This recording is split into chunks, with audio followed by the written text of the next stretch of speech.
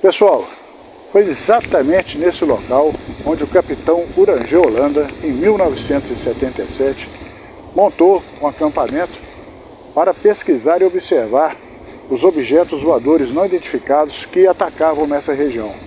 Por que eu digo atacado? Porque pessoas foram seriamente machucadas e algumas vieram até ser a óbito, sabe, por causa desses contatos. Nós estamos aqui hoje, anos depois, para fazer um levantamento de tudo que aconteceu aqui e das coisas que não foram reportadas. Talvez tenha até casos acontecendo aqui recente e que nós vamos pesquisar. Realmente maravilhoso lugar, mas ao mesmo tempo preocupante. Olhem em volta para vocês verem.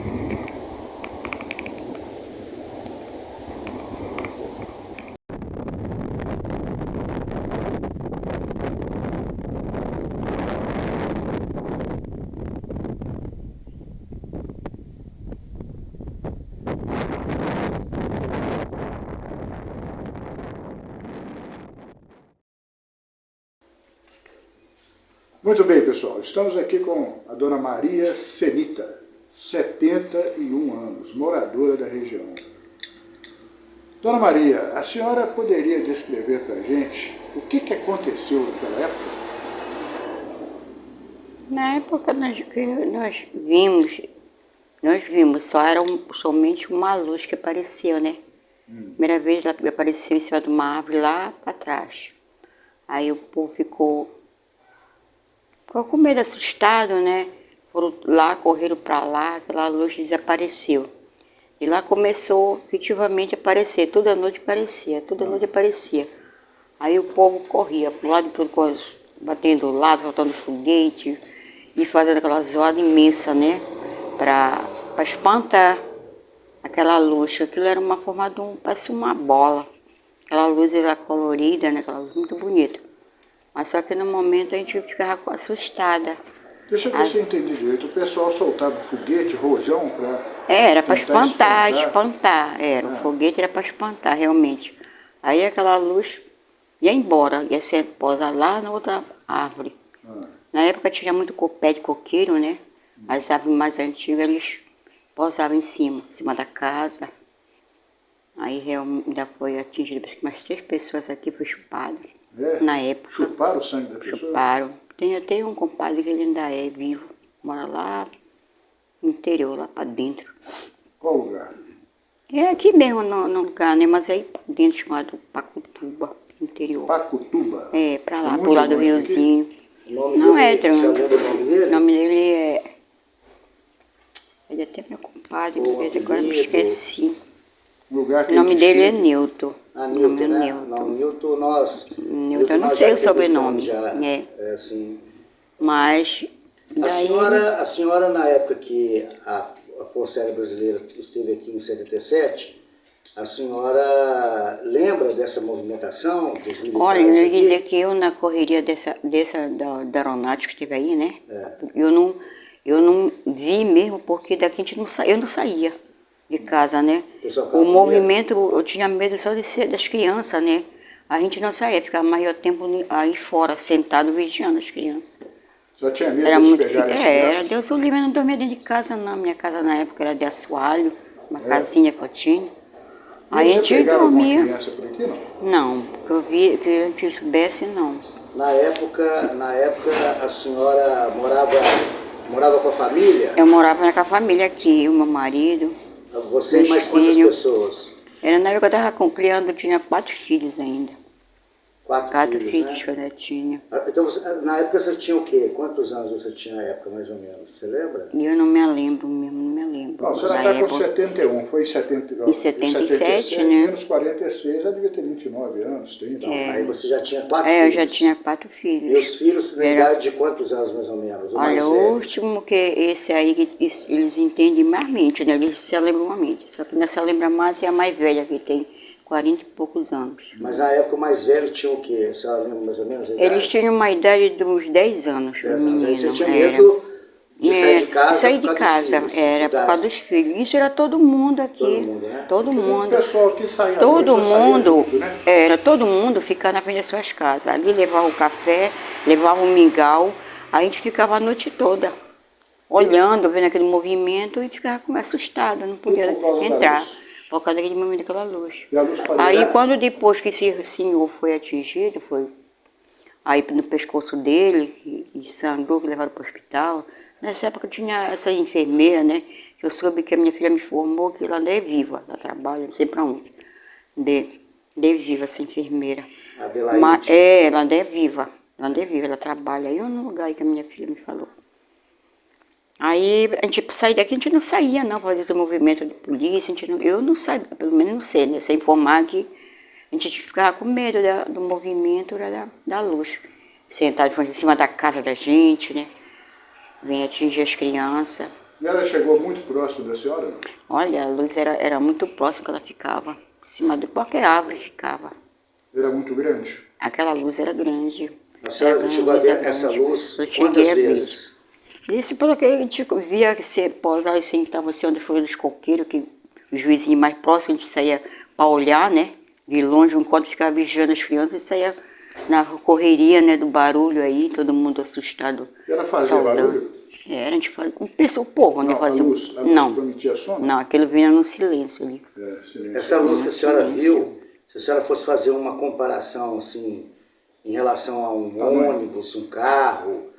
Não, eu vou dizer que a forma era uma bola. Era uma bola? Era uma bola. A gente não sabe como ser de um prato, se era de um chupiti, de um mundu, né? Qual era a dimensão disso? Quando Era grande, era muito grande, era muito grande. E foi no período noturno que a senhora viu? Era só... Essa luz, ela clareava em volta? Ou era uma luz que... Só ficava ali.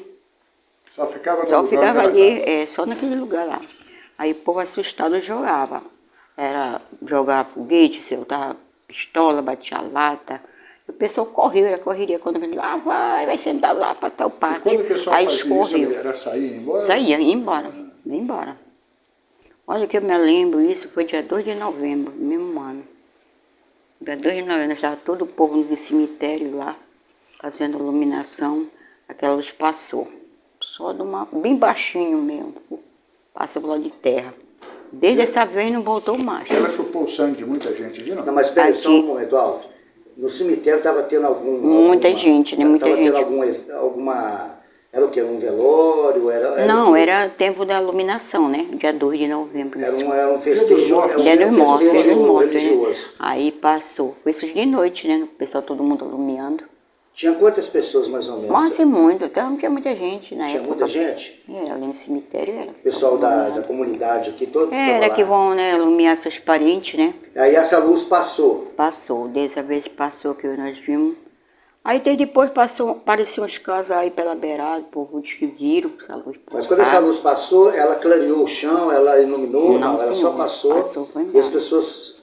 Qual foi a reação das pessoas? Ficaram gloriando, né? Aquilo ia embora. Oi. O acontecimento da desaparição dessa luz era diário ou... Era toda noite. Era só a noite aquilo. Era só a noite. Olha, pra você ver que eu tenho aqui uma cicatriz no meu rosto, porque a gente ia trabalhar com sono, que a gente passava a noite toda vigiando filha, né? Aí pra gente trabalhar, a gente já ficava com medo, a gente ia só olhando pra cima, que podia ser aquilo, de repente vinha aparecer, né? Entrava numa mata pra tirar madeira. Aí que aquele ia ser ceio. Aí até que um dia bati meu roupinho. Aqui da época, que ainda mora aqui em Colares, que era amiga da senhora, tem ainda morando aqui algumas pessoas que você conhece? Ainda tem pessoas idosas ainda. Que também presenciaram essa observação? Tem muito jovem, ainda tem, você lembra. Tem um senhor ali de frente aí da pracinha, tem um senhor, o pedido dele é preguinho, também ele sabe da história. Ele era pescador, ele ia pescar, né? Mas o seu marido, ele chegou a ver a movimentação da Chegou a ver, aérea? porque ele vivia, né, aqui. Ele via, mas era só aqui mesmo, porque a gente não saía de noite daqui. Mas a senhora não viu porque ficava em casa com medo, né? Mas ele chegou a comentar, olha, hoje eu vi o pessoal os militares, ele falava? Não, eu não vi, né? Mas que falaram, viram, os que viram, sabe contar a história, até melhor do que eu, né? Porque viram o pessoal da saúde, o pessoal do... Quem próximo da senhora aqui que a senhora pode indicar que viu também? Olha, tem pessoas aqui que já morreram, né? Mas e tudo mais. Que a gente poderia conversar também agora, por exemplo, se a gente fosse lá na casa E como essa história de estar conversando com a senhora aqui, quem que a gente poderia conversar? Conversar, né? Tem esse senhor, né, que eu tô dizendo, Preguinho, que era pescador na época. Ele mora aqui próximo? Ali na pracinha, tem uma pracinha bem Como é que é o nome dele mesmo, por favor? O apelido dele, Preguinho. Preguinho? Preguinho. É, Preguinho. Preguinho. Passa logo um comércio, um bar que tem, logo uma casinha lá é dele. Então, Ele mora interessante, né? A gente queria agradecer a senhora pelos relatos, né? E quando a revista sair, aí a gente vai... A Quelina, ela é aqui de Belém, aí a gente, quando a revista sair, eu vou pedir para ela vir cá e deixar uma edição com a senhora de presente. Ah, obrigada.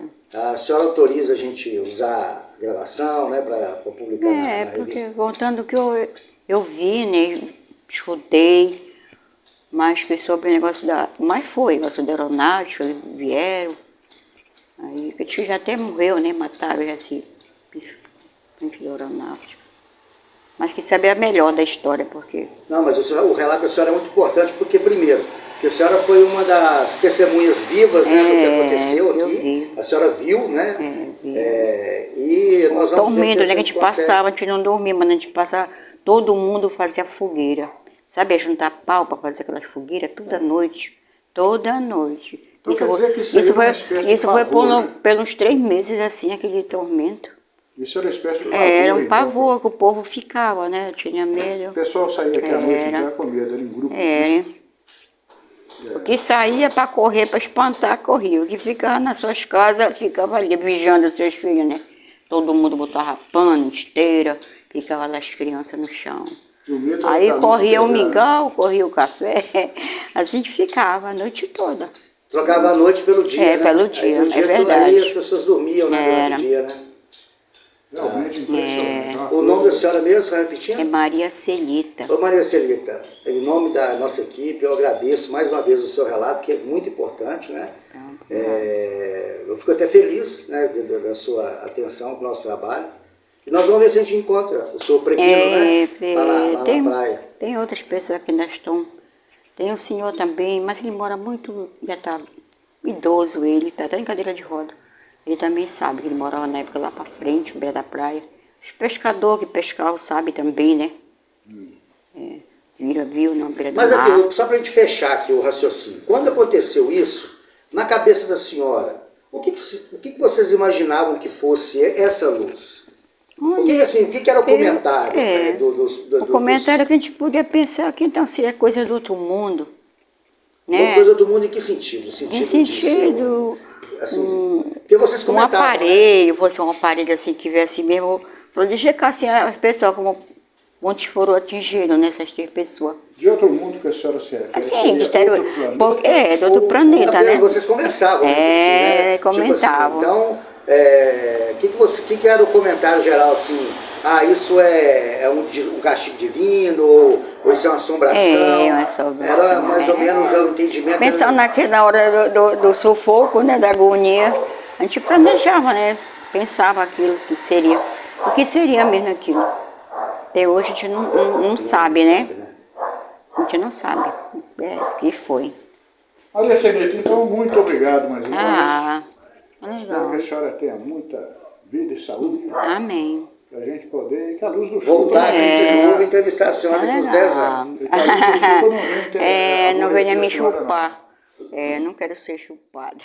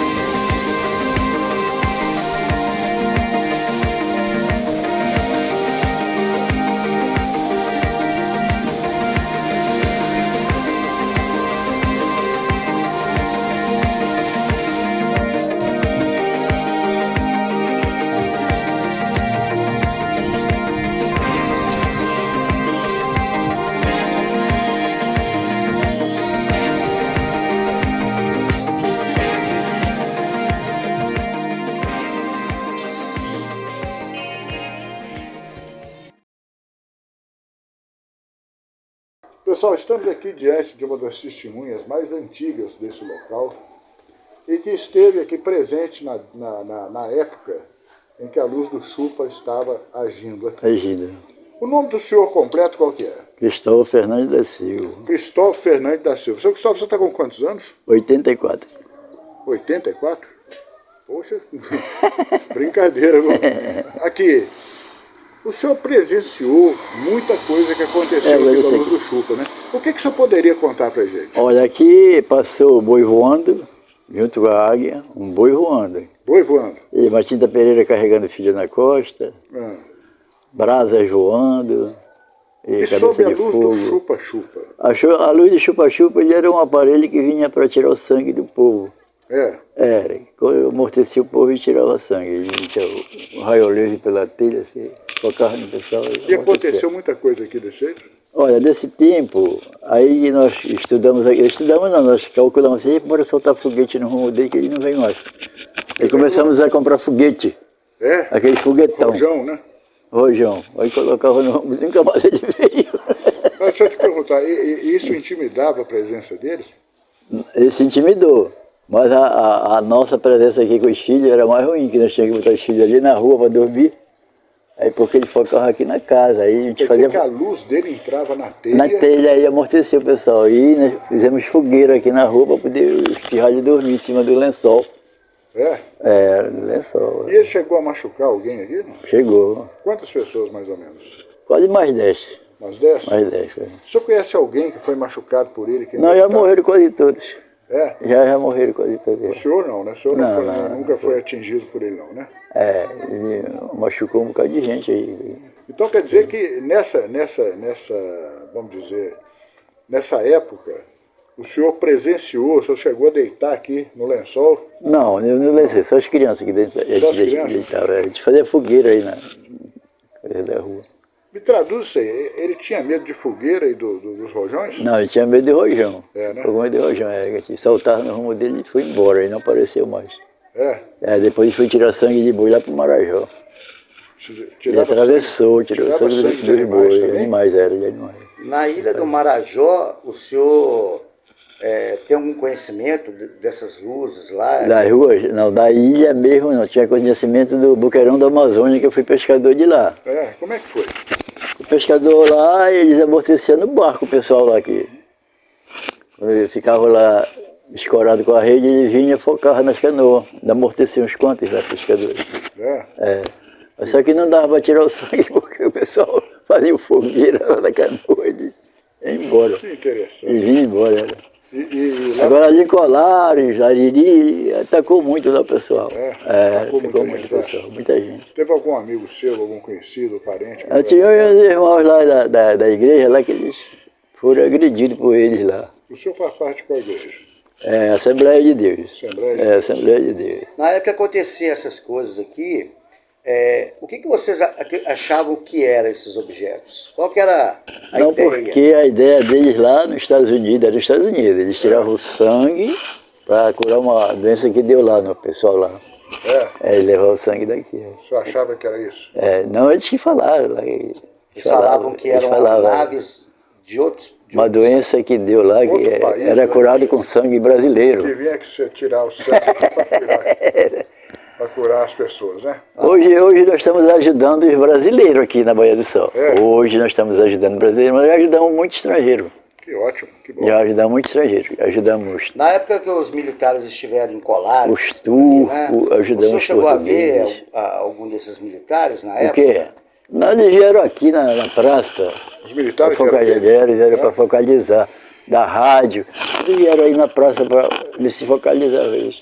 Mas aí quando eles tinha uns que avisavam para eles e quando o pessoal vinha para cá, eles não vinham. Mas quando esses militares vieram aqui, o senhor viu? O quê? Você chegou a ver eles aqui? Ele aqui? Os militares? Nós estávamos lá na praça, eles ficavam lá na praça para ver se eles vinham, mas eles não vinham. Não vinha o aparelho, não vinha. Era igual helicóptero, ele passava por aqui, ó. Ia lá pra mata. O helicóptero da Força Aérea? Não, o helicóptero era igual helicóptero, esse negócio aí que chupava o sangue do pessoal. Mas quantos militares eram, assim? Militares eram poucos que vinham, era pouco. Repórter também que vinha. Eles chegavam de quê? Chegavam de barco? Não, eu vinha de carro por aqui. De carro? É, de carro. Vinha de carro.